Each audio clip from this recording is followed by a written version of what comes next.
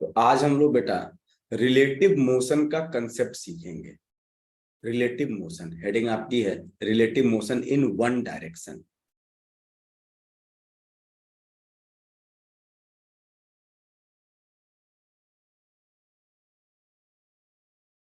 Relative motion in one direction. अब देखो, इसमें सबसे पहले जब भी हम रिलेटिव मोशन की बात करेंगे तो हमारे पास बात आएगी फ्रेम ऑफ रेफरेंस की। और ये बात हमने सबसे पहले ही आपको डिफाइन कर दिया था कि भाई फ्रेम ऑफ रेफरेंस क्या होता है। एक ऐसा सेट ऑफ कोऑर्डिनेट एक्सिसेज जहां से हम किसी पार्टिकल के मोशन को या उसके पोजीशन को, उसकी वेलोसिटी को, उसके एक्सेलरेशन को ऑब्जर्व करते हैं, या जहां से हम कोई फिजिक्स के जो मोशन के जो फॉर्मूलेज हैं उनको डेवलप करते हैं, डिराइव करते हैं, उनके लिए कुछ मैथमेटिकल फॉर्मूला बनाते हैं।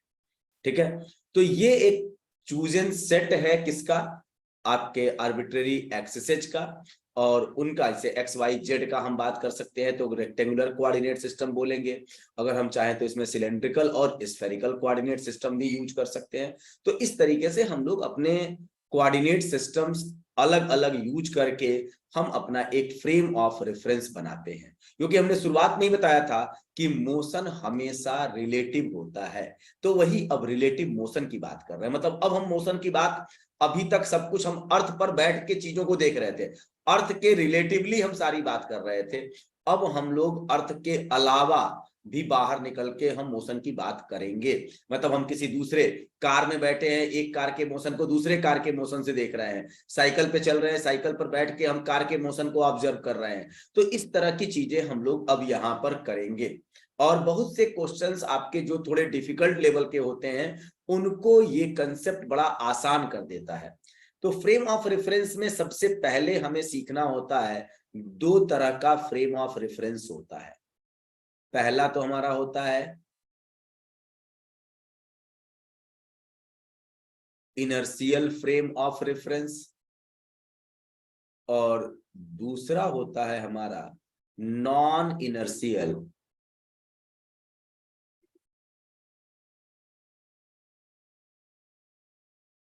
Frame of reference.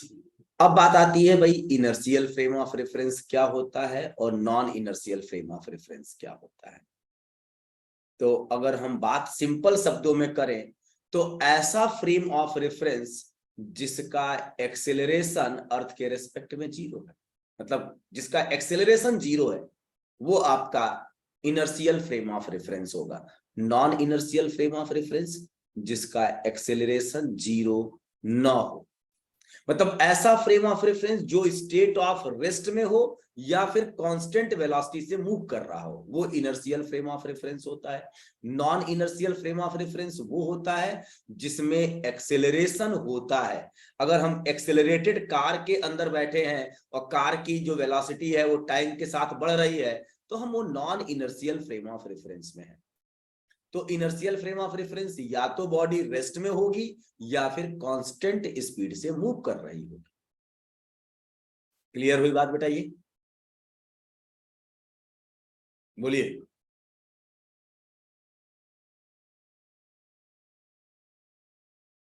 इसमें कोई प्रॉब्लम इस वाली बात में? रिपीट कर दीजिए। रिपीट कर दीजिए। अब देखो, इनर्शियल फ्रेम ऑफ रेफरेंस मतलब एक ऐसा हमारा सिस्टम, भाई फ्रेम ऑफ रेफरेंस जहां पर हमारा कोऑर्डिनेट एक्सिस है वही तो हमारा फ्रेम ऑफ रेफरेंस है। तो ऐसा फ्रेम ऑफ रेफरेंस जिसका एक्सेलरेशन जीरो हो, मतलब उसमें कोई एक्सेलरेशन ना हो, तो हम इनर्शियल फ्रेम ऑफ रेफरेंस बोलेंगे। और non inertial frame of reference जिसका एक्सेलरेशन जीरो ना हो, वो non inertial frame of reference है। जैसे अगर आप साइकिल चला रहे हो और कांस्टेंट स्पीड से चला रहे हो साइकिल को, अपने कांस्टेंट वेलोसिटी साइकिल को चला रहे हो, तो उस केस में हम साइकिल पर बैठ के अगर किसी मोशन का ऑब्जर्वेशन कर रहे हैं तो हम कह रहे हैं कि हम इनर्शियल फ्रेम ऑफ रेफरेंस से अब किसी मोशन को ऑब्जर्व कर रहे हैं। Non inertial frame of reference मतलब ऐसा सिस्टम जहां पर आपका एक्सेलरेशन मौजूद हो, तो वो आपका क्या है? Non inertial frame of reference. Clear हुई बात बेटा? ये यस, अगर एक्सेलरेशन कांस्टेंट हुआ तो एक्सेलरेशन हो ही ना, कांस्टेंट है तब भी नॉन इनर्शियल हो गया। अगर एक्सेलरेशन जीरो है तभी वो इनर्शियल है, अगर एक्सेलरेशन जीरो नहीं है तो इनर्शियल वो नहीं होगा, चाहे कांस्टेंट हो चाहे वेरिएबल हो। एक्सेलरेशन अगर होगा तो वो non inertial frame of reference हो जाएगा। ठीक है? यस, अब बात आती है कि भाई इनर्शियल फ्रेम ऑफ रेफरेंस को हम लोग न्यूटन्स लॉ से भी बात करते हैं, जहां पर हमारे न्यूटन्स लॉ वैलिड हैं। जैसे हम लोग न्यूटन के 3 नियम है ना, यस, तो एक्शन रिएक्शन वाला छोड़ दो अगर, तो केवल फर्स्ट और सेकंड लॉ जहां पर वैलिड है वो आपका इनर्शियल फ्रेम ऑफ रेफरेंस है, और जहां पर आपका फर्स्ट और सेकंड लॉ इनवैलिड हो जाता है वो आपका क्या है? Non inertial frame of reference भी बोला जाता है। मतलब इनर्शियल फ्रेम ऑफ रेफरेंस के लिए ही हमारे न्यूटन्स लॉ डेवलप किए गए हैं। न्यूटन्स लॉज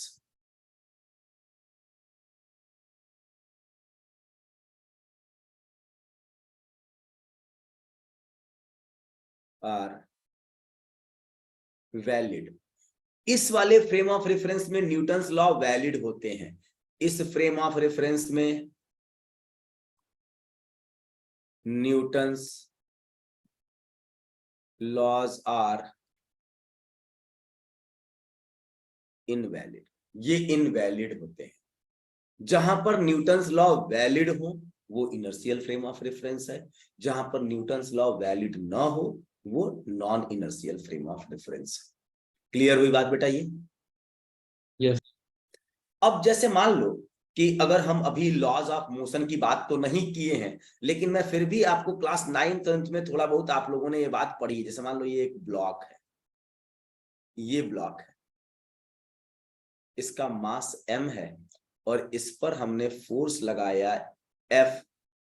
तो मैं पूछूं इस ब्लॉक का एक्सेलरेशन कितना होगा, तो आपने कहा a। तो बेटा यहां पर हम बात करें तो ये F इक्वल टू किसके बराबर होगा? m into mass into acceleration के। और कहां से देखने पर बात हो रही है? क्योंकि ये एक्सेलरेशन कहां से देखा जा रहा है? अर्थ पे खड़े होके। और यहां से अगर हम बात करें तो ये a equal to F upon m होगा। ठीक है? यस, अगर हम इस ब्लॉक के ऊपर बैठ जाएं तो क्या ये ऑब्जर्वर A है, ये ऑब्जर्वर B है, तो ये A के रेस्पेक्ट में तो ये इक्वेशन आई है। अच्छा, अगर हम B के रेस्पेक्ट में देखें तो क्या B का एक्सेलरेशन कुछ हो रहा है क्या? वो तो वहीं पर बैठा है ना, कार में बैठा हुआ आदमी क्या कार का एक्सेलरेशन फील कर पाता है क्या? तो नो B के सर, लिए रेस्ट अगर में बात किया जाए तो ये तो A इक्वल टू 0 हो गया। B तो कहेगा हमेशा कि A क्या है? 0 है। समझ में आई बात बेटा? ये यस, तो यहां पर न्यूटन्स लॉ कहां वैलिड हो पाया? जबकि न्यूटन्स लॉ के अकॉर्डिंग तो A equal to F upon m होना चाहिए, लेकिन यहां पर तो B के ऑब्जर्वेशन से देखा गया वो तो A इक्वल टू 0 आया। तो न्यूटन्स लॉ यहां वैलिड हो पाया क्या? नहीं ना। तो वही बात मैंने कही कि जहां पर न्यूटन्स लॉ वैलिड हो वो इनर्शियल फ्रेम ऑफ रेफरेंस है, और जहां न्यूटन्स लॉ वैलिड ना हो वो आपका non inertial frame of reference है। और मजे की बात यह है कि दुनिया में ऐसा कोई फ्रेम ऑफ रेफरेंस है ही नहीं पूरे यूनिवर्स में जो इनर्शियल हो, सब नॉन इनर्शियल है। हम लोग न्यूटन्स लॉ वैलिड कराते हैं कहां पर? अर्थ पर। हम अर्थ को रेस्ट में मानते हैं, लेकिन सन के रेस्पेक्ट में अर्थ मूव कर रहा है। तो एब्सोल्यूट इनर्शियल कुछ भी नहीं है पूरे यूनिवर्स में, तब न्यूटन लॉ कहीं भी वैलिड नहीं है, कहीं वैलिड नहीं। तब उसको हम पढ़ते तब क्यों नहीं? इसलिए पढ़ते हैं क्योंकि हम अर्थ को एक तरीके से इनर्शियल एज्यूम करके काम करते हैं, और हमारे पास काफी चीजें उसके अकॉर्डिंग मिल जाती हैं। ठीक है, इसीलिए न्यूटन्स लॉ का बहुत ज्यादा इस्तेमाल करके हम अर्थ के सरफेस से ऊपर नहीं जाते। जो हम रॉकेट लॉन्च करते हैं, सब चीजें करते हैं, केवल न्यूटन्स लॉ ही उसमें नहीं होता है, बहुत सी चीजें और होती हैं उसमें। यस। ठीक है, तो हम बात केवल ये करते हैं भाई अर्थ पर है, तो अर्थ का मतलब जो है ना, वो उसका जो एक्सेलरेशन बहुत ना के बराबर है, बहुत धीमे धीमे है।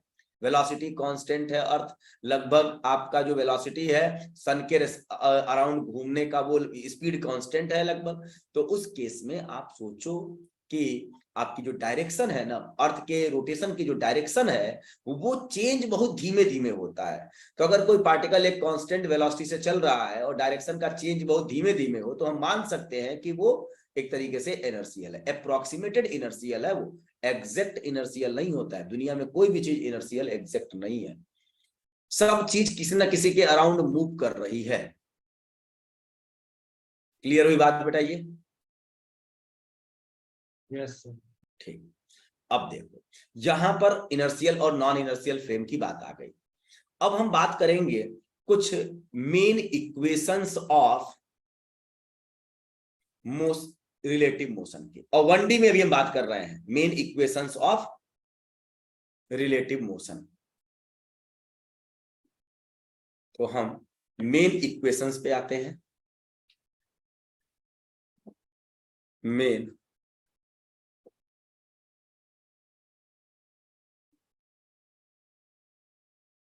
इक्वेशंस, मेन इक्वेशंस में सबसे पहली हम बात करेंगे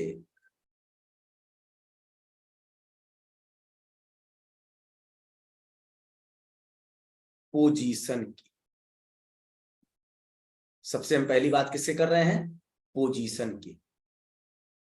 ठीक, और पोजीशन आप देखो क्या हो रहा है, कैसा। पहला इक्वेशन पोजीशन के लिए हम फर्स्ट इक्वेशन लिख रहे हैं, पोजीशन ऑफ ए, एक पार्टिकल है, एक ऑब्जेक्ट है A, with respect to B equal to होता है position of A with respect to C plus position of C with respect to B.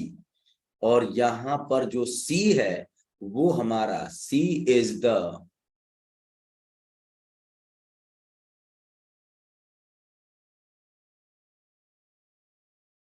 Intermediate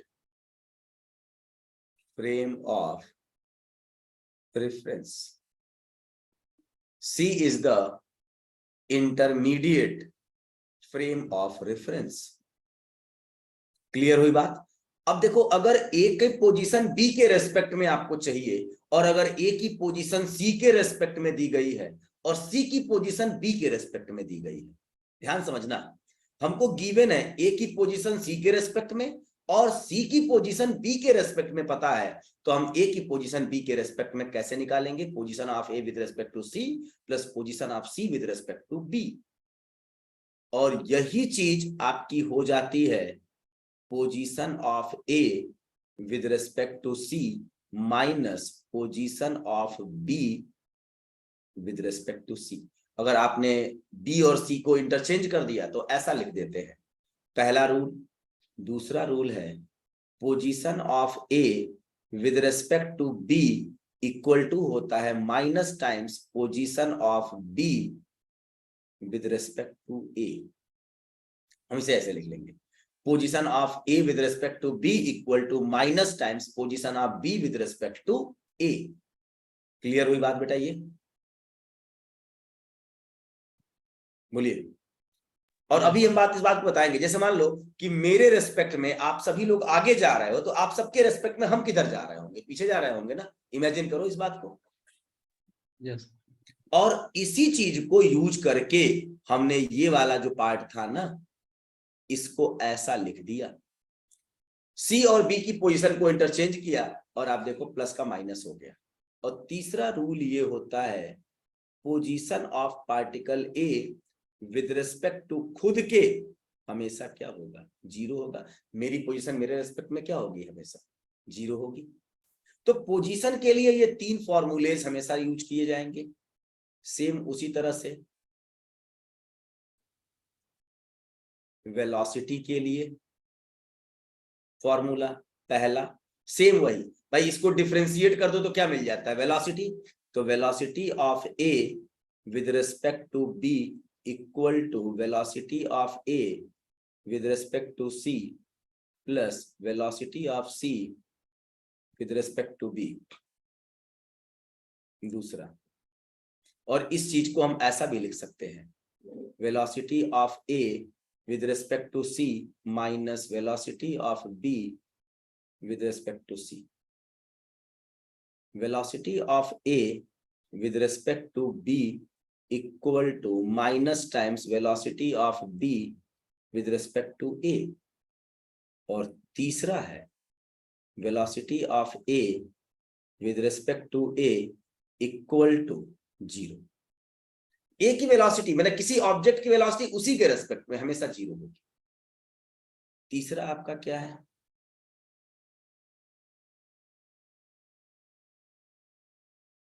acceleration. अब क्या है, पहली बात acceleration of A with respect to B equal to acceleration of A with respect to C plus acceleration of C with respect to B, या इसी को लिख सकते हैं acceleration of A with respect to C minus acceleration of B with respect to C. दूसरा rule, acceleration of A with respect to B equal to minus times acceleration of B with respect to A. और तीसरा rule आपका है acceleration of A with respect to A equal to हमेशा 0। Car में बैठ के car को accelerate करो तो क्या आपको कार का एक्सेलरेशन फील होगा क्या? आप स्कूटी चलाते हो, स्कूटी को एक्सेलरेट करते हो तो क्या आपको उसका एक्सेलरेशन फील होता है क्या? अगर हम एयर का रेजिस्टेंस और वो सब न माने, अगर स्पीड बढ़ रही है और एयर का फ्रिक्शन हमारी बॉडी पे न लग रहा हो तो क्या हमें फील होगा क्या? बोलिए बेटा, नहीं। तो ये तीनों चीजें पोजीशन के लिए, वेलोसिटी के लिए और एक्सेलरेशन के लिए, ठीक है। इस वाले चीज का अपना एक अलग मतलब है, जो बात मैं यहां पर किया हूं ना, इसका अपना एक अलग मतलब है। ये फॉर्मूला अपना कुछ एक अलग कहानी बयां करता है।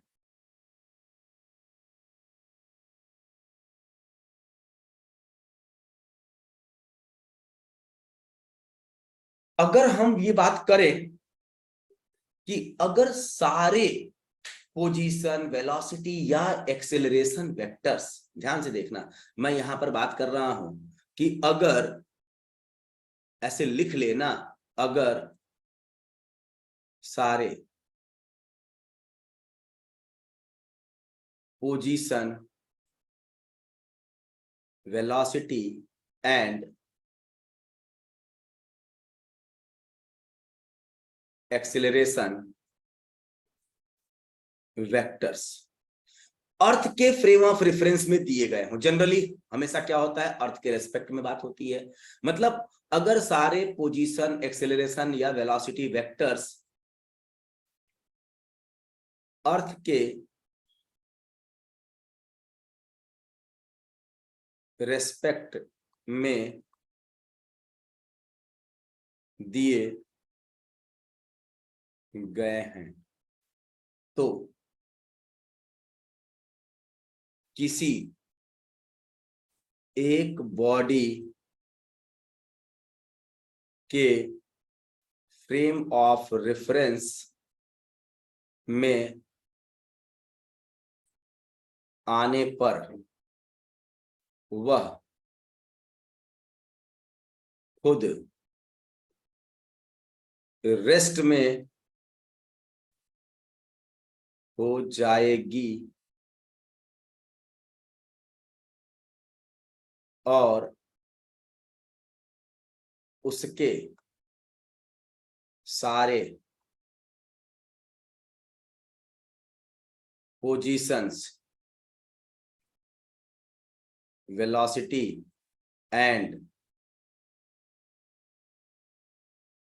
एक्सेलरेशन वेक्टर्स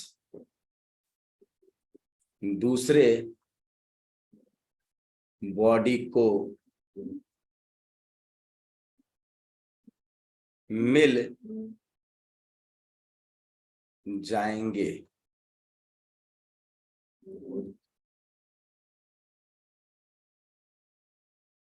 लेकिन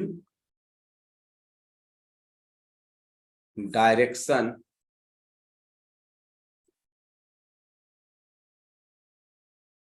पलट कर। बड़ी इंपॉर्टेंट बात है ये बात जो मैंने मैथमेटिकली लिखी है ना, इसी का ये एक्सप्लेनेशन है कि अगर सारे पोजीशन, वेलोसिटी या एक्सेलरेशन वेक्टर, अर्थ मतलब एक वही इंटरमीडिएट फ्रेम ऑफ रेफरेंस है के रेस्पेक्ट में दिए गए हों, तो किसी एक बॉडी के फ्रेम ऑफ रेफरेंस में आने पर, वहां से अगर हम चीजों को देख रहे हैं तो उसको खुद को किस में मान लो, रेस्ट में मान लो, और उसके सारे पोजीशन, वेलोसिटी या एक्सेलरेशन वेक्टर दूसरे बॉडी को भी दे दो, लेकिन डायरेक्शन को पलट के। जैसे इस बात को समझना, ये बात अपना इसको नोट कर लो और इसके बाद इसको समझो।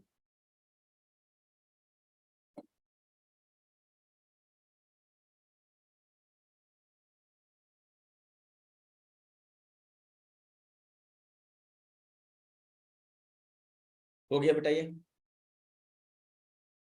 यस। ठीक। अब देखो, जैसे मान लो कि आप एक रास्ते पर हो, एक ट्रेन में बैठे हो, और ट्रेन पहली वाली, ये ट्रेन इस रास्ते पे चल रही है ऐसे 40 किलोमीटर पर घंटे से, और दूसरे ट्रैक पर बगल में एक ट्रेन और है, वो भी 40 किलोमीटर पर घंटे की रफ्तार से जा रही है। ये ट्रेन ए है, ट्रेन बी है।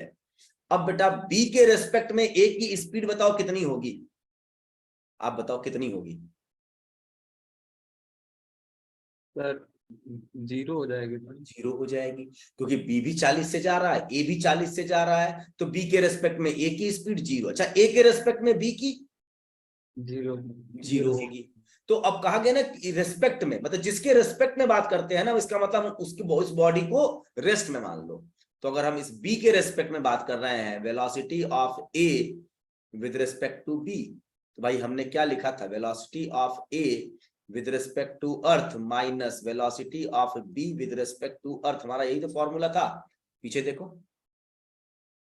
वेलोसिटी ऑफ ए और सी वही हमारा अर्थ हो गया। अब कॉमन एक था, एक इंटरमीडिएट फ्रेम ऑफ रेफरेंस, उसको हमने अर्थ मान लिया।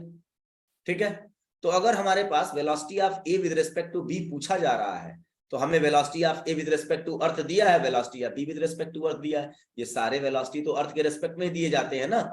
ट्रेन कहां पर चल रही है, अर्थ पर, तो अर्थ के रेस्पेक्ट में वेलोसिटी मिलेगी। समझ में आई बात बेटा ये? यस। ठीक है, तो अब देखो मैंने जो बात कही थी कि अगर आपको बी के रेस्पेक्ट में बात करनी है ना, तो बी को क्या मानो, पहले इसको देख लो, इसका आंसर क्या आ रहा है, velocity of A with respect to earth, ये 40i minus velocity of B with respect to earth, ये भी आपका 40i है। वैल्यू क्या हो गई, 0 हो गई। अब देखो डायग्राम से समझना कि भाई हमने क्या किया, ये बी है, बी के फ्रेम ऑफ रेफरेंस में आए तो बी को क्या मान लिया, रेस्ट में, और हमने ए को उसका सारा वेलोसिटी दे दिया, लेकिन डायरेक्शन पलट के। तो ए के पास पहले से कितना था, 40 किलोमीटर पर आवर, और बी वाला भी इसको मिलेगा, लेकिन डायरेक्शन पलट के मिलेगा, कितना हो गया, 40 किलोमीटर पर आवर। तो देखो ये 40 इधर और 40 इधर ऐड होके कितना हो गया, 0 ही तो आ गया।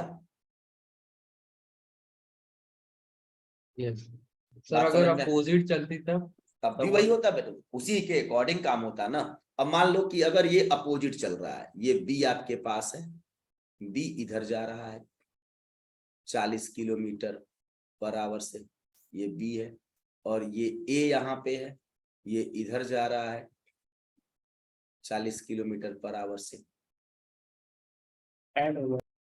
तो अब बेटा अब क्या हो जाएगा, अगर हम बी के रेस्पेक्ट में बात करें तो बी को हम क्या मान लें,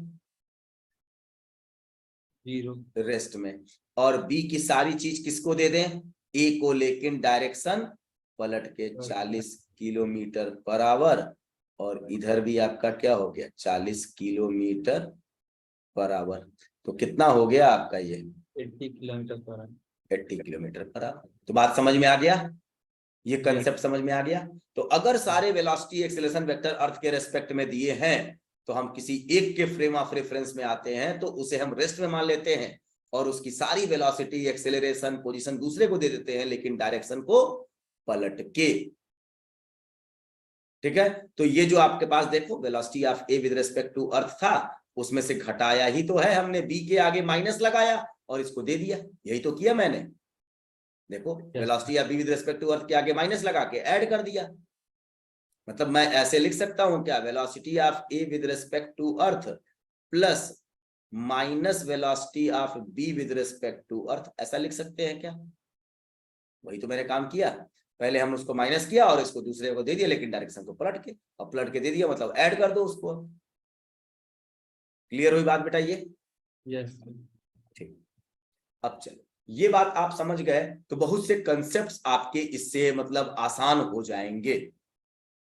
देखो हम लोग अब थोड़ा सा एक काम करते हैं, कुछ क्वेश्चंस इसके ऊपर अब डेवलप करते हैं। पहली चीज कि आपके पास यहां पर एक मान लो ऐसे वॉल है और मैंने यहां पर एक प्लेटफॉर्म है, इस प्लेटफॉर्म के ऊपर मैंने एक बोर्ड रखा हुआ है,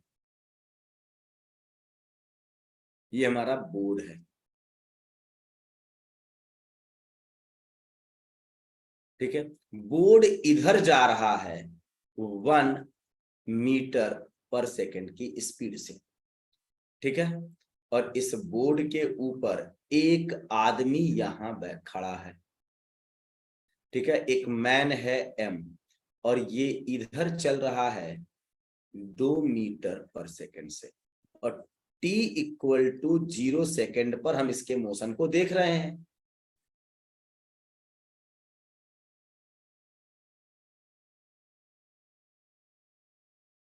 अब आप बताओ t इक्वल टू 1 सेकेंड पर अगर हम बात करें तो आप बताओ बोर्ड पहले बताओ कितना चला होगा, 1 सेकेंड में कितना चला होगा? 1 मीटर। बोर्ड यहां से उठ के 1 मीटर आगे जा चुका होगा, 1 मीटर बोर्ड चला गया। ठीक है, यहां से यहां तक कितना चला गया? ये 1 मीटर आगे जा चुका है ये।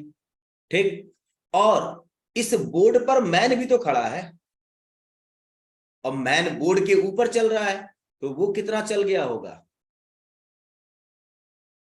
मैन एम कितना चल चुका होगा इस बोर्ड पे? 2 मीटर। 2 मीटर।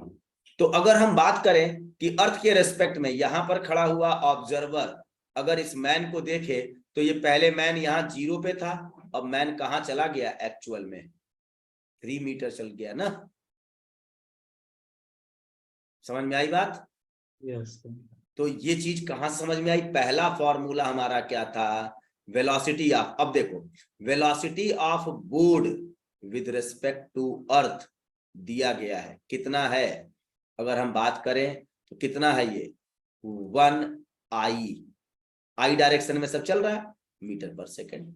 और velocity of man with respect to board, क्योंकि मैन कहां चल रहा है? बोर्ड के ऊपर, तो मैन की स्पीड किसके रेस्पेक्ट में दी जाएगी? बोर्ड के रेस्पेक्ट में, और ये क्या है? 2i मीटर पर सेकेंड। तो अगर हम बात करें velocity of man, velocity of man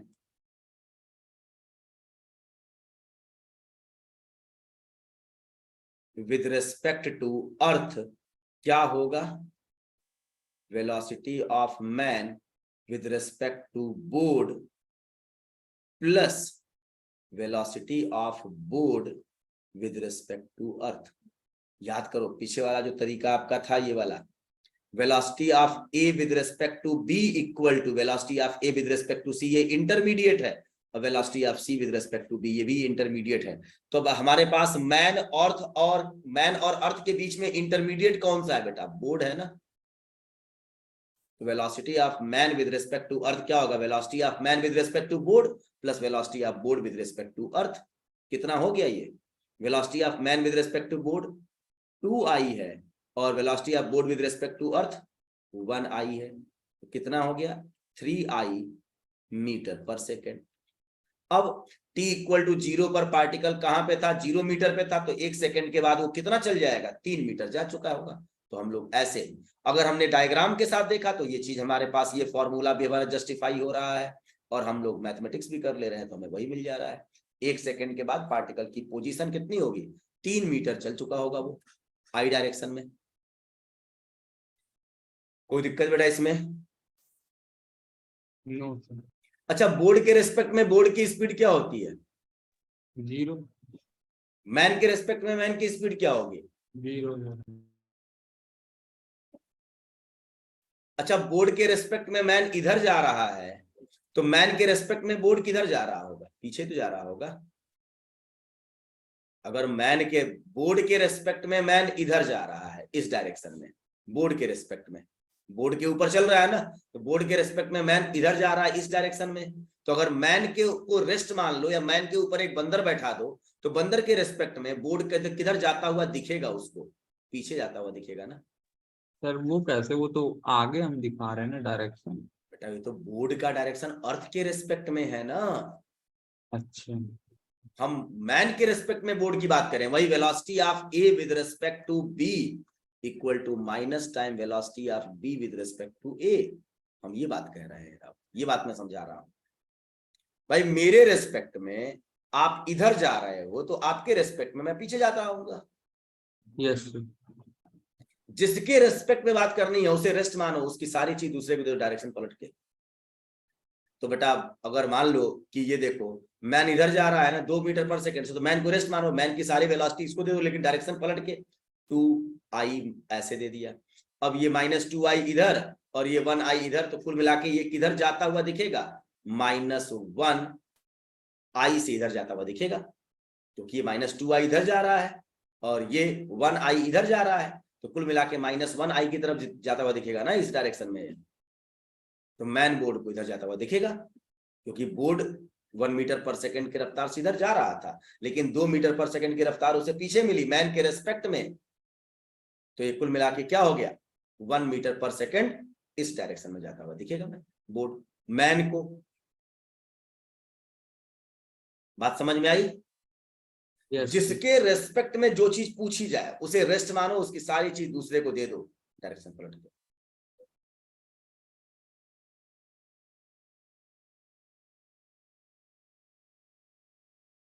ठीक है?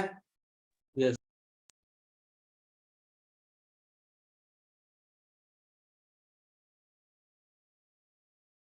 अब आगे थोड़ा बढ़ते हैं, और हाँ एक चीज और इसमें ध्यान रखिएगा कि भाई मैन की स्पीड किसके रेस्पेक्ट में थी, अभी बोर्ड के रेस्पेक्ट में थी ना। समझ में आई बात? तो अगर हम ये वैल्यू कैलकुलेट करना चाहें तो पहले मैन की स्पीड किसके रेस्पेक्ट में देखें, हम अर्थ के रेस्पेक्ट में 3i है, मैन की स्पीड अर्थ के रेस्पेक्ट में 3i है, और बोर्ड की स्पीड अर्थ के रेस्पेक्ट में 1i है इधर। तो ये किधर जाता हुआ दिखेगा, इसको जब हम देंगे तो बेटा ये 3i इधर जाएगा ना, ये 3i, तो ये किधर जाता हुआ दिखेगा, -2i से इधर जाता हुआ दिखेगा। या अगर 2 मीटर पर सेकंड से इधर जा रहा था तो इधर इसको देखेंगे तो 2 मीटर पर सेकंड से पीछे जाता दिखेगा। ठीक है, यहाँ पर बेटा मैन की स्पीड बोर्ड के रेस्पेक्ट में थी ना, अर्थ के रेस्पेक्ट में नहीं थी ना। और ये बात मैंने अभी लिखवाया है ना, ये बात कि अगर सारे वेलोसिटी एक्सेलरेशन या पोजीशन वेक्टर अर्थ के रेस्पेक्ट में है, भाई मैन तो बोर्ड के ऊपर था ना, तो जो 2 मीटर पर सेकेंड है ये तो बोर्ड के रेस्पेक्ट में था ना, अर्थ के रेस्पेक्ट में थोड़े था। तो मैन की स्पीड अर्थ के रेस्पेक्ट में कितनी है, 3i है ना। तो हम 3i को पलट के देंगे ना डायरेक्शन। समझ में आई बात? तो 3i इधर मिल गया और 1i इधर मिल रहा है, तो एक्चुअल में बोर्ड 1i से नहीं, इधर कितने से दिखेगा, -2i से जाता हुआ दिखेगा। समझ में आई बात बेटा ये? यस। ठीक, अब देखो इस रिलेटिव मोशन के कंसेप्ट से हम टाइम ऑफ अप्रोच या फिर टाइम ऑफ सेपरेशन ये सब बड़े आसानी से निकाल लेते हैं। कुछ हम एग्जांपल्स कर रहे हैं, हम लोग केवल और केवल इस पर एग्जांपल्स की बात करेंगे हम लोग। जैसे मान लो कि यहां पर एक कार है, एक कार दूसरे कार का पीछा करती है ना, ये एक कार है, ये ए है और दूसरी कार यहां पे बी है। अगर ये जा रही है ऐसे v1 की स्पीड से और ये जा रही है v2 की स्पीड से, और इनके बीच का सेपरेशन बोला जा रहा है कि अभी t टाइम पर d है, किसी पर्टिकुलर टाइम पर इसके बीच का सेपरेशन कितना है, d है। और ये भी बोला जा रहा है कि v2 ग्रेटर देन v1। तो पूछा जा रहा है कितने टाइम के बाद कार ए कार बी को चेज कर लेगी। अक्सर ये सवाल पूछा जाता है, ये टाइम बताइए कितने टाइम के बाद कार ए कार बी का पीछा कर लेगी, क्योंकि कार ए पीछे है और कार बी आगे है, लेकिन कार बी की स्पीड कम है और कार ए की स्पीड ज्यादा है। और सारे के सारे ये स्पीड या वेलोसिटी किसके रेस्पेक्ट में दिए गए हैं, अर्थ के रेस्पेक्ट में। तो हमने क्या बोला था, बी को पीछा करना है ना, तो आप कार ए का ड्राइवर बी को तो रेस्ट मान ले, भाई बी के फ्रेम ऑफ रेफरेंस में बात कर ले हम, तो बी को रेस्ट मान ले और इसकी वेलोसिटी दूसरे को दे दें, लेकिन डायरेक्शन पलट के। तो एक्चुअल में डायग्राम क्या बन जाएगा, हम बी को किसमें माने, किसमें माने हम इसे, रेस्ट में, और ए को हम इसकी डायरेक्शन दे दें, v2 तो इधर है लेकिन इस v1 को हम पीछे दे दें, v1। तो बेटा आप बता दो इसकी फाइनल वेलोसिटी क्या हो गई, v2 माइनस v1। और अगर ये रेस्ट में हो गया तो ये कितना डिस्टेंस इसको ट्रेवल करना है, d, और रिलेटिव स्पीड क्या है, v2 माइनस v1। तो t इक्वल टू कुछ और नहीं, क्या हो जाएगा, d upon v2 minus v1। और ये पीछा तभी कर पाएगी जब ऐसी कंडीशन फुलफिल होगी तब। समझ में आई बात बेटा। ये अगर v2 की वैल्यू छोटी है और v1 की वैल्यू ज्यादा है तो क्या कभी उसको पीछा कर पाएगी, बोलो, कभी उसको चेंज नहीं कर पाएगी। तो अक्सर ये सवाल सब पूछे जाते हैं मोशन स्ट्रेट लाइन में कि एक कार है, दूसरा मोटरसाइकिल वाला है, एक चोर पुलिस वाला पूछा जाता है ऐसे कि भाई चोर को पकड़ रही है पुलिस और उसकी कार की स्पीड ये है, इनके कार की स्पीड ये है। तो इस तरह से चीजें हैं, ठीक। या कभी कभी ऐसा भी होता है कि पहले एक आदमी रेस्ट में है और वो देखा कि एक आदमी हमसे आधे घंटे पहले यहाँ से निकला है और उसकी स्पीड ये थी, अब आधे घंटे के बाद वो अपनी जर्नी शुरू करता है, उसको पकड़ना है, कितने समय में पकड़ा जाएगा वो। तो इस तरह के क्वेश्चंस खूब बनाए जाते हैं, सब रिलेटिव मोशन पे ही होते हैं, ठीक है।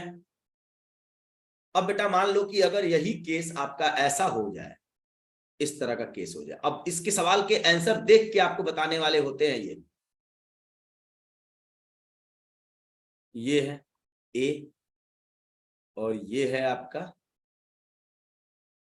बी, और बी आ रहा है इधर v1 से और ये इधर जा रहा है v2 से, तो वही ऐड हो जाएगा।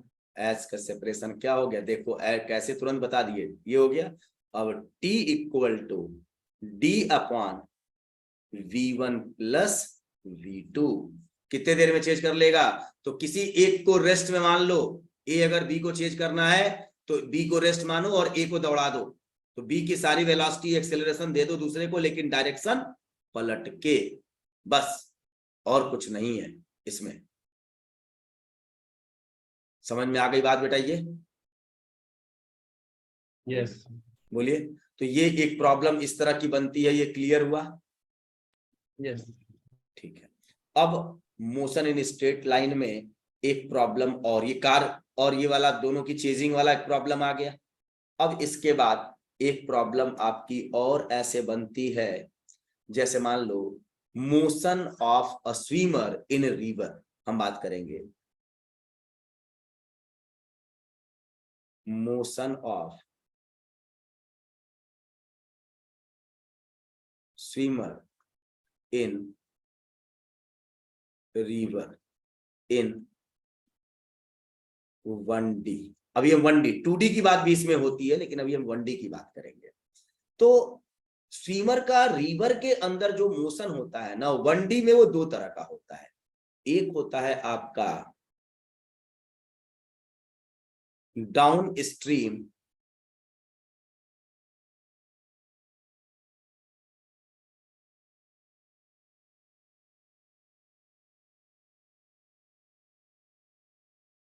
डाउन स्ट्रीम मोशन, एक होता है आपका डाउन स्ट्रीम मोशन। मतलब आपका नदी ऐसे ये है, मान लो ये आपकी नदी है, एक रिवर है, और ये नदी ऐसे इस डायरेक्शन में फ्लो हो रही है और इसकी स्पीड है v। ठीक है, ये आपका रिवर है एक,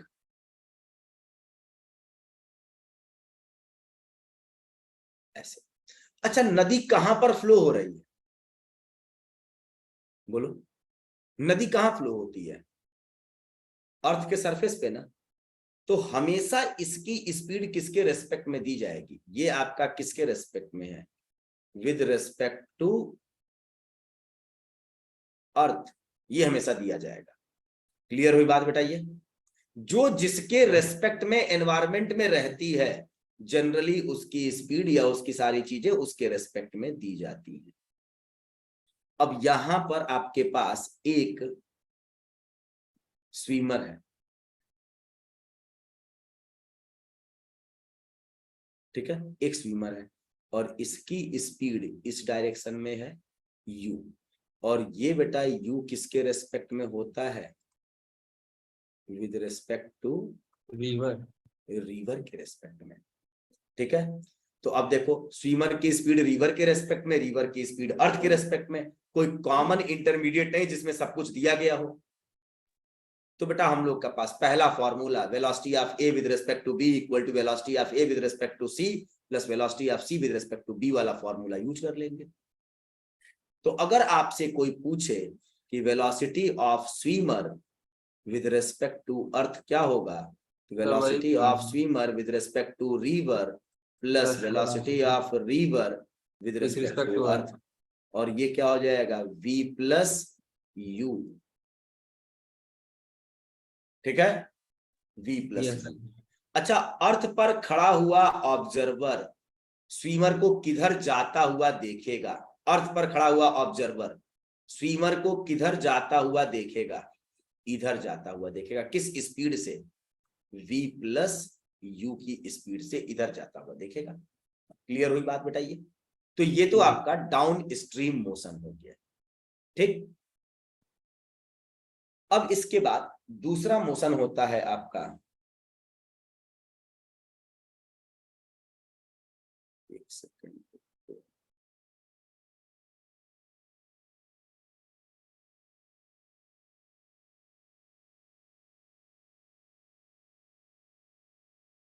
एंड ऑफ स्लाइड, एक सेकेंड बस रुक जाना।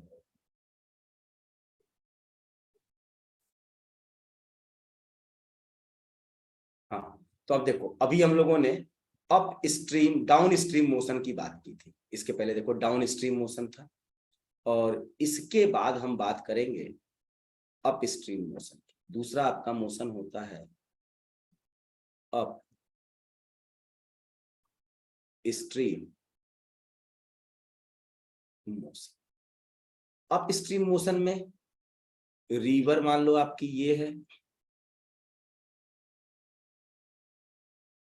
और रिवर अर्थ के रेस्पेक्ट में v की स्पीड से चल रहा है, और एक हमने क्या ले लिया? स्विमर ले लिया,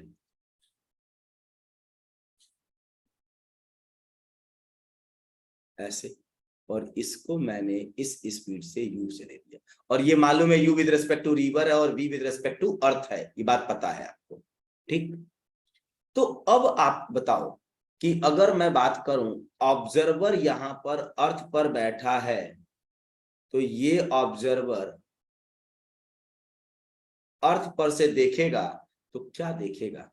वेलोसिटी ऑफ स्विमर, ये आपका स्विमर है, swimmer with respect to earth क्या होगा?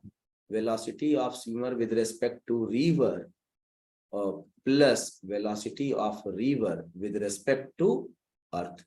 अब बेटा ये तो इधर जा रहा है ना, तो माइनस यू प्लस वी, ऐसा होगा। कोई दिक्कत इसमें? बोलिए। No sir. ठीक है, अब ये जो अर्थ पर ऑब्जर्वर है, ये ऑब्जर्वर का ऑब्जर्वेशन क्या होगा? 3 तरह का होगा ऑब्जर्वेशन। ये 3 तरह का ऑब्जर्वेशन करेगा। इफ यू का मैग्नीट्यूड बड़ा होगा v से, तो वो क्या देखेगा? स्विमर को इधर जाता हुआ देखेगा u माइनस वी की स्पीड से, इधर जाता हुआ देखेगा, धीमे धीमे जाता हुआ देखेगा, इधर जाता देखेगा। अगर if u less than v है, तो ये क्या देखेगा? स्विमर को इधर जाता हुआ देखेगा, किस स्पीड से? v माइनस यू से। और if u equal to v अगर है, तो स्विमर कहाँ दिखेगा? रेस्ट में दिखेगा। स्विमर ऐसे तैर तो रहा है, लेकिन वो अर्थ के रेस्पेक्ट में आगे पीछे नहीं, उसी पोजीशन पर रखा हुआ माना जाएगा। ठीक है, यस। कोई दिक्कत इसमें? नो। ये ध्यान रखिएगा हमेशा, भाई स्विमर जो है रिवर के फ्लो के अपोजिट चल रहा है, तो इस तरह से। ठीक है, यस। ठीक। अब देखो, इस तरह का अप स्ट्रीम डाउन स्ट्रीम का मोशन होता है। अब कुछ इस तरह के मोशंस में बात कर रहा हूं अभी। जैसे देखो, एक मोशन ये है, ये आप सोचना, जैसे मान लो कि आपके पास एक ये है, जैसे एक पार्टिकल है, ये मोशन अंडर ग्रेविटी की बात करते हैं हम। कुछ एग्जाम्पल्स ही सब चल रहे हैं बेटा। मोशन अंडर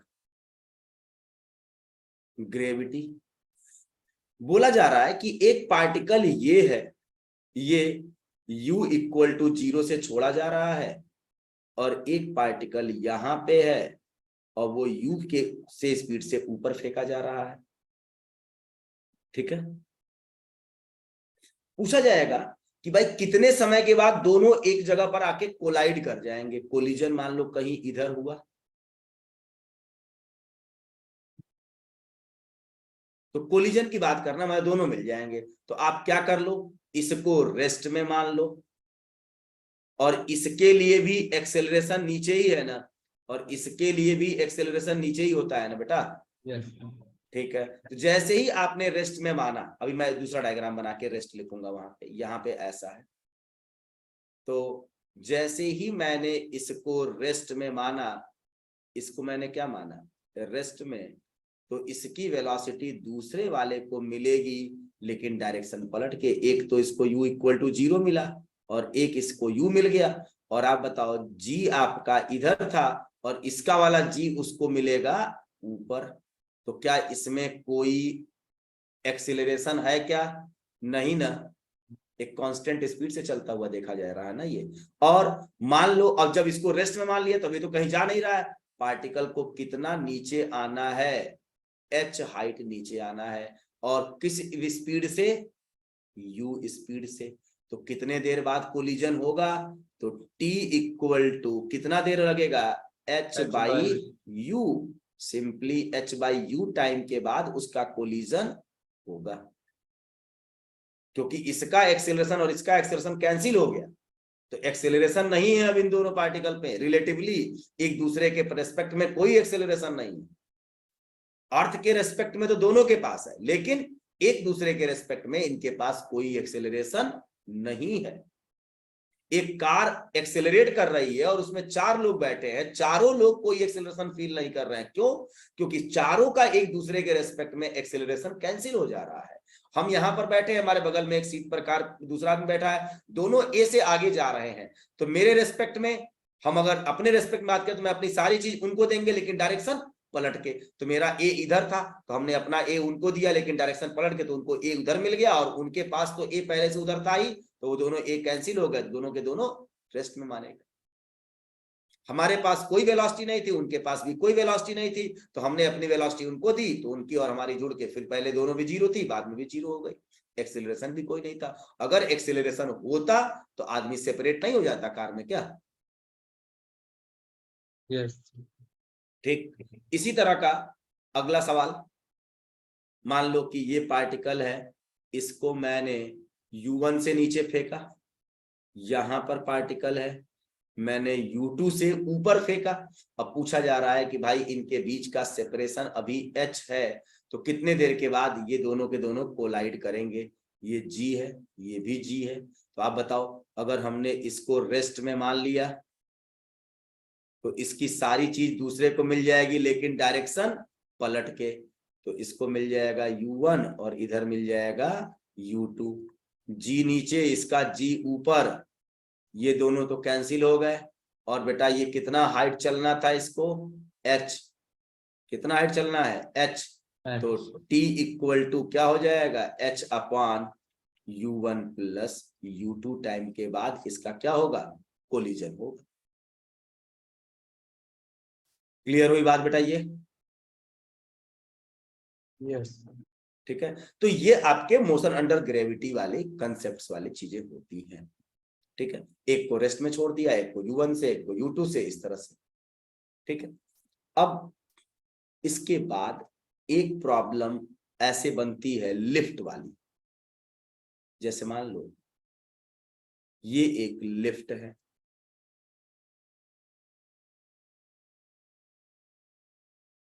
और लिफ्ट में रस्सी लगी हुई है ऐसे, और ये रस्सी इसको ऊपर खींच के पूरा इसको ए का एक्सेलरेशन दे रही है। तो रस्सी, ये लिफ्ट का एक्सेलरेशन ए किसके रेस्पेक्ट में है, अर्थ के रेस्पेक्ट में। और इस लिफ्ट में मान लो कि एक ऐसे सिंपल पेंडुलम लगा हुआ है। ठीक है, और ये इसकी लेंथ है रस्सी की L। और सिंपल पेंडुलम पर एक्सेलरेशन किधर लग रहा है, अर्थ के रेस्पेक्ट में देखा जाए तो इस पर एक एक्सेलरेशन G लगा, और एक एक्सेलरेशन ऊपर A लग रहा है। ये पेंडुलम ऐसे हवा में है, तो इस पर एक रस्सी की वजह से, इस लेंथ की वजह से, L की वजह से एक्सेलरेशन इस पे ऊपर भी जा रहा है, और ये G तो नीचे लगा ही लगा है। अब हम पूछे कि भाई इस सिंपल पेंडुलम का time period T equal to होता है 2 pi under root L by G। जब वो पेंडुलम अर्थ पे रखा होता है तो उस केस में उसका time period 2 pi under root L by G होता है। अब जब वो पेंडुलम लिफ्ट में एक्सेलरेट हो रहा है ऊपर की तरफ, तो उसका टाइम पीरियड क्या होगा। तो पहले आप कहां चले जाओ, लिफ्ट में चले जाओ, और लिफ्ट की सारी चीज दूसरे को दे दो, लेकिन डायरेक्शन पलट के। तो लिफ्ट में जो इसका एक्सेलरेशन था हम इस पेंडुलम को दे दिए, लेकिन डायरेक्शन को पलट के। ठीक है, क्या किए, डायरेक्शन को पलट के दे दिए। ठीक, अगर डायरेक्शन को पलट के दे दिए तो उस केस में क्या हो जाएगा बेटा आपका, T equal to 2 pi under root L upon G plus A। Clear हुई बात बेटा ये? सर बोलिए। ए से ये कट जाएगा ना, क्यों कट जाएगा? जैसे एक ये अपवर्ड डायरेक्शन में, एक निगेटिव वो डायरेक्शन। तो मैंने दिखाया था ना, वो तो वहीं पर है, वो यहीं पर है, मैंने यहाँ दिखा दिया था, वो तो वहीं पर है। यही वाली चीज इसको मिलेगी ना, जब हम इसके रेस्पेक्ट में आएंगे तो वो वही वाली चीज इसको मिलेगी ना। ए ऊपर थोड़े, मतलब ये एक तरीके से इसके ऊपर G लग रहा था अर्थ के वजह से, और लिफ्ट ले जा रहा है ऊपर। तो अगर हम अब लिफ्ट के फ्रेम ऑफ रेफरेंस में आ गए, क्योंकि लिफ्ट के अंदर ही पेंडुलम है और उसका टाइम पीरियड देखना है, तो लिफ्ट के अंदर आ जाओ, तो लिफ्ट की सारी चीज दे दो किसको, पेंडुलम को, लेकिन डायरेक्शन पलट के। क्लियर हुई बात बेटा ये? Yes sir. तो उस केस में G प्लस A हो जाएगा। अगर मान लो कि लिफ्ट नीचे आ रही होती, अगर लिफ्ट आपकी क्या हो रही है, नीचे आ रही होती, और यहाँ पे पेंडुलम लगा है और लिफ्ट नीचे आ रही है A से, तो उस केस में क्या होगा आपका, इसका time period T equal to G तो ऐसा है ही, और A ऊपर मिल जाएगा लिफ्ट के रेस्पेक्ट में अगर देखा जाए, तो T equal to 2 pi under root L upon G minus A ऐसे। अब अगर A की वैल्यू G से न्यूमेरिकली बड़ी है तो A माइनस G हो जाएगा, और जब A माइनस G हो जाएगा तो इस केस में आपके पास ये तो भाई वैल्यू आपकी निगेटिव आ जाएगी, और टाइम पीरियड तो अनडिफाइंड हो जाएगा। क्यों? क्योंकि टाइम पीरियड तब मिलेगा ना जब इस रस्सी में टेंशन होगी। एक ढीली रस्सी थोड़े पेंडुलम का काम करेगी, क्यों? क्योंकि ए की वैल्यू बड़ी है, जी की वैल्यू छोटी है, तो पार्टिकल कहां जाएगा? ऊपर की तरफ उछल जाएगा। रस्सी में तो कोई तनाव या कोई टेंशन नहीं होगा। ठीक है। अब यही सारी चीज लिफ्ट में करते हैं। जैसे मान लो लिफ्ट में एक खेल हम लोग अक्सर और खेलते हैं ऐसे।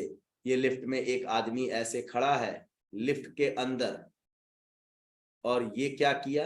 अपने हाथ में एक क्वाइन लेके इसको उछाल दिया लिफ्ट के रेस्पेक्ट में, यू की स्पीड से उछाल दिया। ठीक है, समझ में आई बात? यस। और लिफ्ट अपना v की स्पीड से ऊपर जा रहा था और लिफ्ट के पास एक्सेलरेशन है a। तो पूछा जाए कि भाई क्वाइन ऊपर जाके इस फ्लोर पे गिरेगा, कितना टाइम लगेगा गिरने में?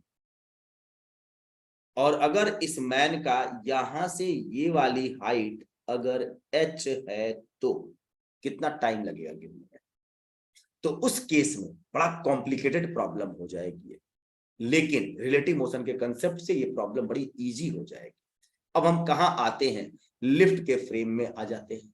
और जब लिफ्ट के फ्रेम में आए तो लिफ्ट की सारी चीजें, हम उस क्वाइन को, जैसे ही क्वाइन आपके हाथ से छूटा तो अब क्वाइन लिफ्ट के फ्रेम में नहीं है, उसके अर्थ के फ्रेम में चला गया। तो हम लिफ्ट के फ्रेम में आए तो क्वाइन को सारी चीज देंगे लेकिन डायरेक्शन पलट के। और ये ध्यान रखना, ये सब कुछ अर्थ के फ्रेम ऑफ रेफरेंस में है और ये क्वाइन भी हमारे पास सब कुछ वैसे ही है। तो हमने क्या किया? यहां पर इस क्वाइन पर एक वेलोसिटी किधर थी? u थी। और v किधर थी? नीचे थी। तो u माइनस v हो गया ये क्वाइन की इनिशियल स्पीड, क्योंकि लिफ्ट की स्पीड कम होगी ना अब ये। और एक्सेलरेशन इसमें किस डायरेक्शन में है? g प्लस a हो गया। और यहां से क्वाइन को इस फर्श पर आना है, कितनी हाइट नीचे आना है? ऐसे। तो आपकी इक्वेशन क्या बनेगी? Minus h equal to initial velocity u minus v, और कितने टाइम पर? t, minus 1/2 g plus a t square. अब इसको क्वाड्रेटिक को सॉल्व करेंगे तो जो t की वैल्यू आएगी वही टाइम आपका ये होगा। तो अगर क्वाइन को लिफ्ट के अंदर हम लोगों ने उछाल दिया, एक आपका मोशन अंडर ग्रेविटी वाला कंसेप्ट दे दिया, तो उस केस में इस तरह से प्रॉब्लम्स डील की जाएंगी।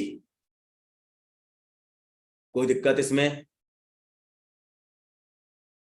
बोलिए। नो।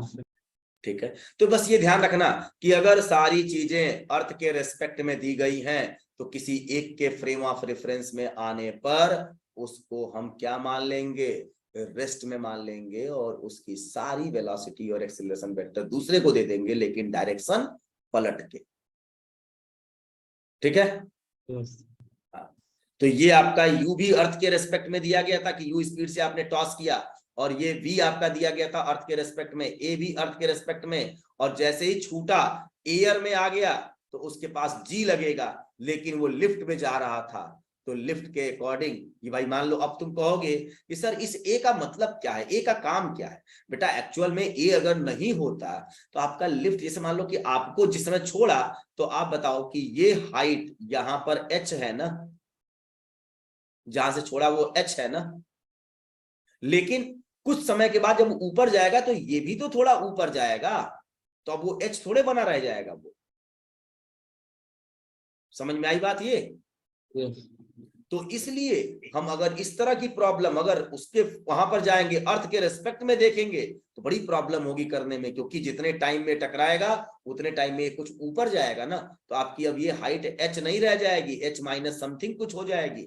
लेकिन अगर हम लिफ्ट के फ्रेम में आ गए तो लिफ्ट को रेस्ट में मान लिया, और लिफ्ट की सारी चीज उस क्वाइन को दे दो लेकिन डायरेक्शन पलट के, और हम उस क्वाइन पर initial velocity u minus v, उसका एक्सेलरेशन g प्लस a हो गया, और उस केस में अपना काम कर लिया। और यही रीजन होता है कि जब हम लिफ्ट में रहते हैं ना, तो हमारा रीजन यही होता है, लिफ्ट के अंदर आप क्या करो ना, एक वेइंग मशीन रख दो, ठीक है, और वेइंग मशीन पर आपकी रीडिंग में परिवर्तन आ जाता है, वेइंग मशीन की रीडिंग में परिवर्तन आ जाता है। जो भार नापने वाली मशीन जो होती है ना हम लोग का वजन नापने वाला, वो यस ठीक है, तो वजन नापने वाली जो मशीन होती है वे उसकी रीडिंग जो होती है ना, वो आपका जो रीडिंग आती है वेइंग मशीन की, वो होती है नॉर्मल रिएक्शन डिवाइडेड बाई आपका जी। मास नापता है ना, नॉर्मल रिएक्शन डिवाइड बाई जी होता है। तो आपका नॉर्मल रिएक्शन तो अर्थ और उसके कांटेक्ट की वजह से है, लेकिन एक्सेलरेशन ड्यू टू ग्रेविटी नीचे की तरफ है। अब अगर मान लो लिफ्ट ऊपर जा रही होती है तो उस केस में हमारा ए इसको क्या मिलता है नीचे की तरफ, तो वो जी प्लस ए हो जाता है। तो ऊपर जाती हुई लिफ्ट पर देखना आपके पास चीजें क्या होंगी, नॉर्मल रिएक्शन आपके पैरों पर बढ़ जाता है, ठीक है, और जब नीचे आती है तो हमारा नॉर्मल रिएक्शन कम होता है।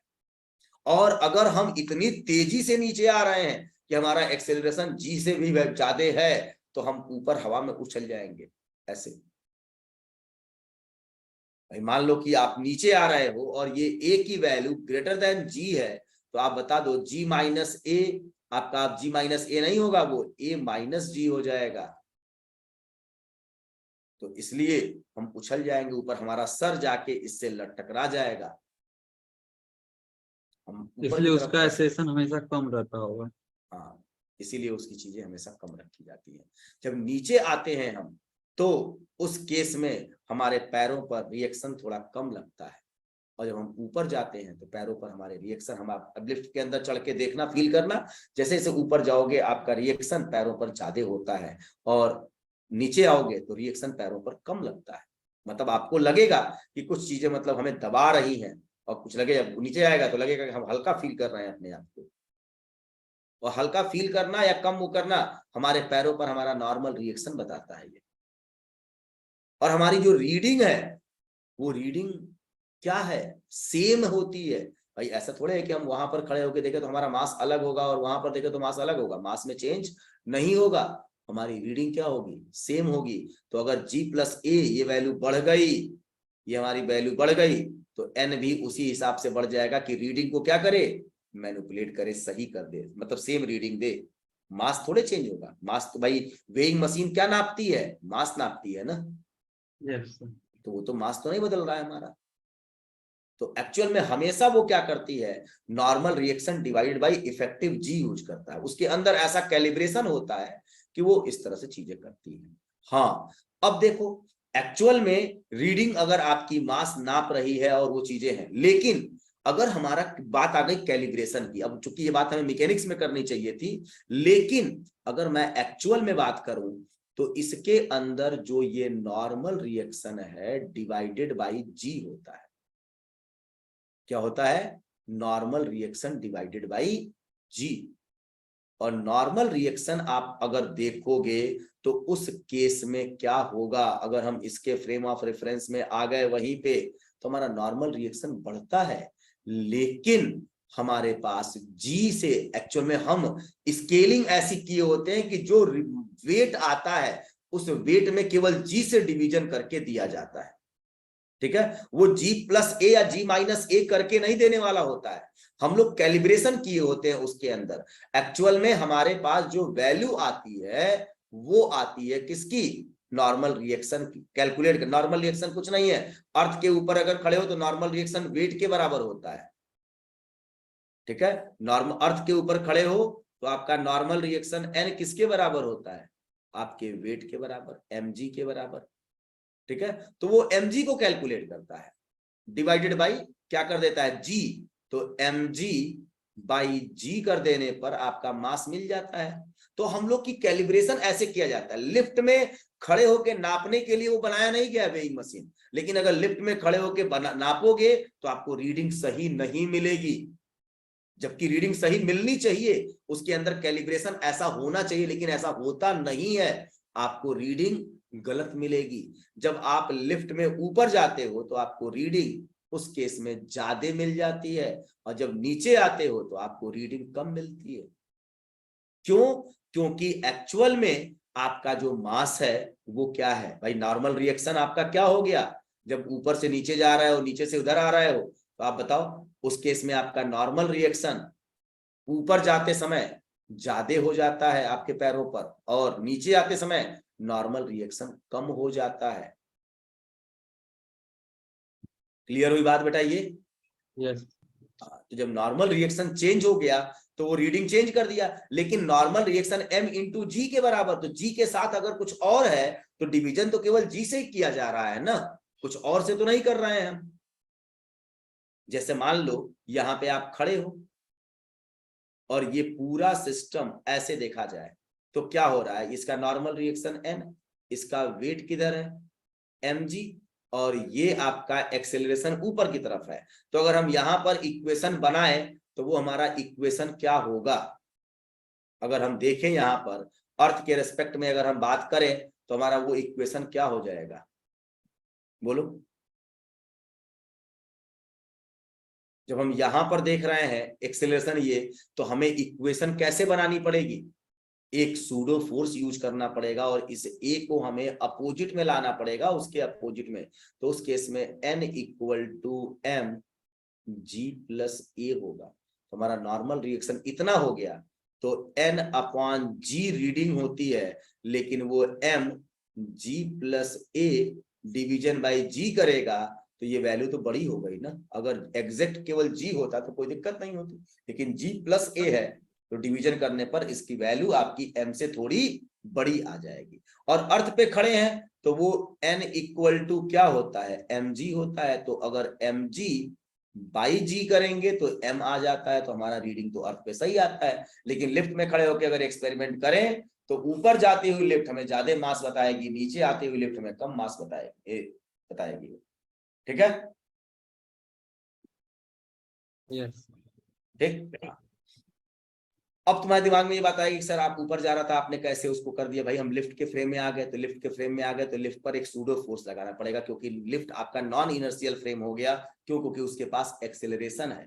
तो एक्सेलरेशन जब आ जाता है ना, तो एक्सेलरेटेड फ्रेम में हम बात करते हैं तो न्यूटन्स लॉ हमारे वैलिड नहीं होते हैं वहां पे। क्लियर हुई बात? तो उसके लिए हमें क्या करना पड़ता है, एक सूडो फोर्स एज्यूम करना पड़ता है।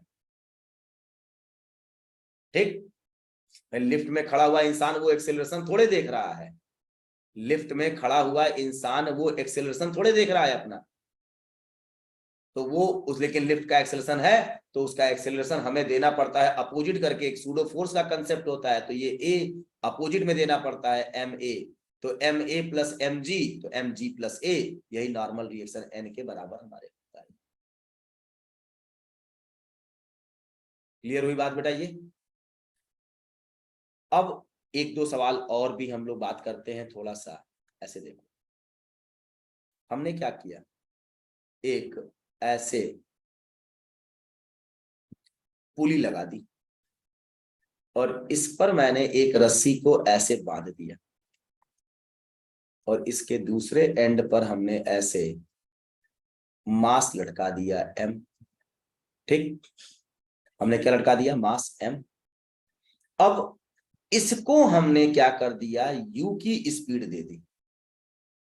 इसको हमने क्या कर दिया, u की स्पीड दे दी। अब पूछा जा रहा है कि इस स्ट्रिंग में जिसे मास लटका है, कितने टाइम के बाद इसमें दोबारा टेंशन आ जाएगा। टेंशन का मतलब होता है रस्सी में तनाव। जैसे आपके पास मान लो कि ये एक वायर है, देखो ये वायर है, ये ढीला है, तो क्या इसमें कोई टेंशन है क्या?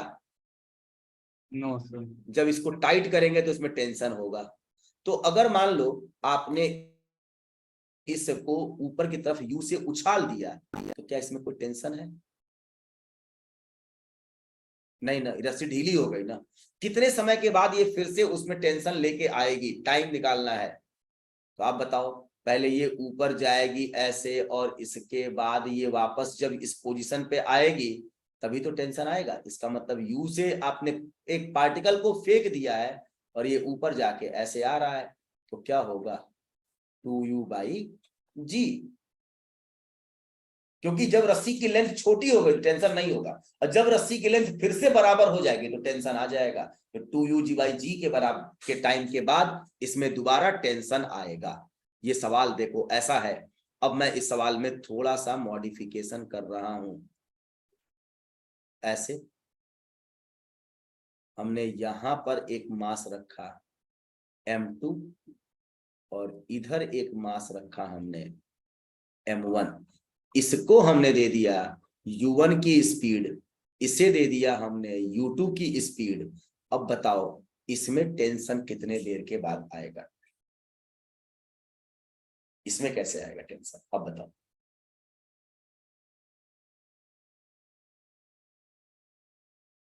इसके लिए हमें क्या करना होगा? हमें इसके लिए किसी एक को रेस्ट में मानना पड़ेगा। हमने एक को क्या मान लिया? m2 को मान लिया किसमें? रेस्ट में। और m2 की सारी चीज मैंने दे दी m1 को, लेकिन डायरेक्शन पलट के, तो डायरेक्शन पलट के दिया तो ये हो गया u2। और इसका एक्सेलरेशन g था और इसका भी एक्सेलरेशन g था, डायरेक्शन पलट के दिया तो वो क्या आ गया? g। और इधर भी दे दिया इसे तो क्या आ गया? g। क्या ये बात समझ में आई कि डायरेक्शन पलट के देने के बाद कैसे ऐसा हो गया? ये सर जी तो चेंज हो जाएगा ना, हाँ एक जी तो ऊपर चला जाएगा ना। कैसे? अब सोचो, इसको थोड़ा सोचो, दिमाग लगाओ। और मैं इसका बोल रहा हूं कि कितने समय के बाद इसमें टेंशन आएगा? t इक्वल टू, ये इतनी स्पीड से जाएगा 2u1 प्लस u2 बाई जी, और g इफेक्टिव g 2g, तो ये हो जाएगा u1 प्लस u2 बाई जी।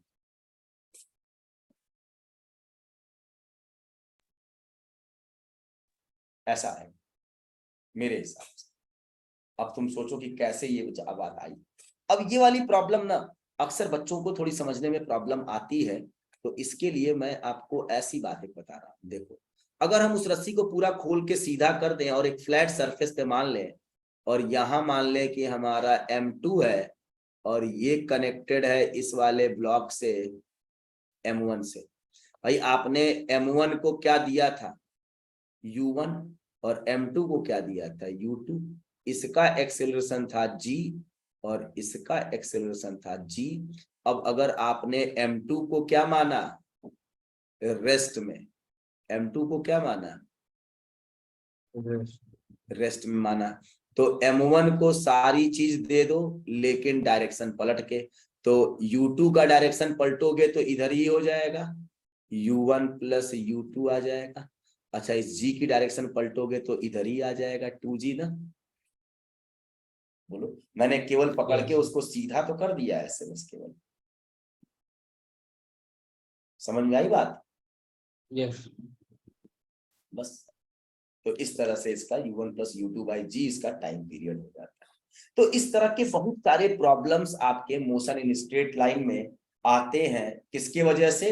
वो रिलेटिव मोशन वाले।